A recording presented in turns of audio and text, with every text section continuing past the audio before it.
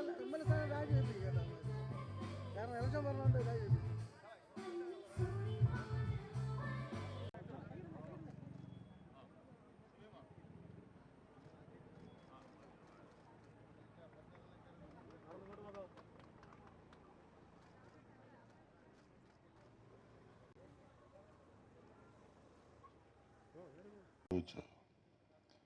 ഇവിടെ മാലിന്യങ്ങൾ വലിച്ചെറിയുന്നത് നിർത്തണമെങ്കിൽ ഒരു പാർക്കിന് രൂപകൽപ്പന നൽകിയത്.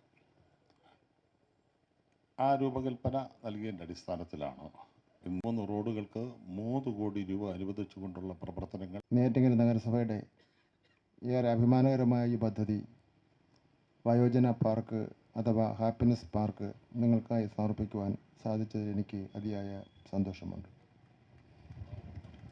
നമ്മുടെ എല്ലാം ജീവിതത്തിൽ ഏറ്റവും പ്രധാനപ്പെട്ടവരാണ് നമ്മുടെ മുതിർന്ന തലമുറ. അവരുടെ അറിവും അനുഭവ സമ്പത്തും സ്നേഹവുമാണ് ഓരോ കുടുംബത്തിൻ്റെയും കരുത്ത്. എന്നാൽ തിരക്കിട്ട ജീവിതത്തിനിടയിൽ പലപ്പോഴും അവർ ഒറ്റപ്പെട്ടു പോകാറുണ്ട്. ആ ഒറ്റപ്പെടൽ മാറ്റിയെടുക്കുവാനും അവർക്ക് സന്തോഷവും സമാധാനവും നൽകുവാനും വേണ്ടിയുള്ള ഒരു സംരംഭമാണ് ഈ പാർക്ക്. പാർക്കിന് ഹാപ്പിനെസ് പാർക്ക് എന്ന് പേരിട്ടത് വളരെ ഉചിതമായി.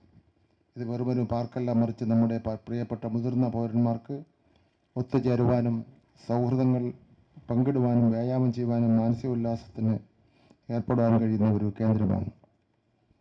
ഇവിടെ അവർക്ക് പുതിയ സൗഹൃദങ്ങൾ കണ്ടെത്താം, പഴയ കഥകൾ പങ്കുവയ്ക്കാം, ചെറുപ്പത്തിലേക്ക് തിരിച്ചു പോകാം. അപ്പോൾ ഇത്തരത്തിലുള്ള പുത്തൻ കാര്യങ്ങളിലേക്ക് നമ്മൾ വർത്തമാന കാലഘട്ടത്തിൻ്റെ സാഹചര്യം അനുസരിച്ച് മുന്നോട്ട് പോകേണ്ടതായിട്ടുണ്ട്. ഈ പാർക്ക് ഏറ്റവും ഭംഗിയായി പരിപാലിക്കാനും ഇവിടുത്തെ മുതിർന്ന പൗരന്മാർക്ക് ആവശ്യമായ എല്ലാ സൗകര്യങ്ങളും ഒരുക്കാനും നഗരസഭയ്ക്ക് സാധിക്കട്ടെ എന്ന് ഞാൻ ആശംസിക്കുന്നു. നല്ല ചെടികളെല്ലാം വച്ചിരിക്കുകയാണ്. നമ്മുടെ ഒരു സംസ്കാരമുണ്ട്, പോകുന്ന പോക്കിൽ ഒന്നിനെ ഊരിക്കൊണ്ട് പോകുന്ന ഒരു സംസ്കാരം നമുക്ക് ഉണ്ട്. പുതിയ ഒരു ലൈറ്റ് ഒരു പ്രദേശത്തിട്ട് കഴിഞ്ഞാൽ അന്ന് രാത്രി എറിഞ്ഞു പൊട്ടിച്ചാലേ ഉറക്കം വരുന്ന ചില ആൾക്കാരുണ്ട്. അതെല്ലാം അവരോട് മാറിയിട്ടുണ്ടെന്നിപ്പം നമ്മുടെ നാട്ടുകാർ കക്ഷിരാഷ്ട്രീയത്തിന് അതീതമായി ഒറ്റക്കെട്ടായി നിൽക്കുമ്പോൾ അതെല്ലാം മാറിയിട്ടുണ്ട്. ഞാനിവിടെ ഇരുന്നപ്പോൾ 2 കുട്ടികൾ, അവർ വിദ്യാഭ്യാസ മന്ത്രി ആയതുകൊണ്ടായിരിക്കും എൻ്റെ അടുത്ത് വന്ന് പോയാ മക്കൾ 2 എണ്ണം. അവരുടെ ചില ആവശ്യമുണ്ട് ഈ പാർക്കുമായി ബന്ധപ്പെട്ട്. ഞാനത് ചെയർമാനെ ഏൽപ്പിച്ചിട്ടുണ്ട്.